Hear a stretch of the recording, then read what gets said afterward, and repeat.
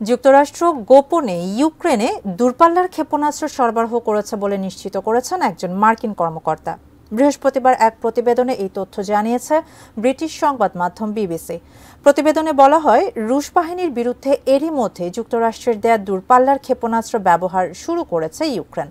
এসব অস্ত্র চলতি বছরের মার্চ মাসে মার্কিন প্রেসিডেন্ট জো বাইডেনের অনুমোদিত ৩০০ মিলিয়ন মার্কিন ডলারের সহায়তা প্যাকেজের অংশ ছিল এবং সেগুলো চলতি মাসে ইউক্রেনে পৌঁছায়।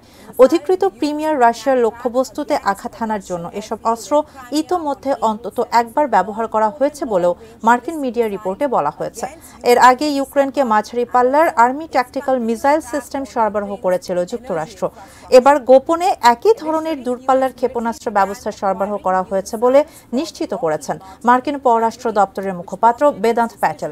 এখন ইউক্রেনের জন্য ৬১ বিলিয়ন মার্কিন ডলারের নতুন সহায়তা প্যাকেজে স্বাক্ষর করেছেন মার্কিন প্রেসিডেন্ট জো বাইডেন।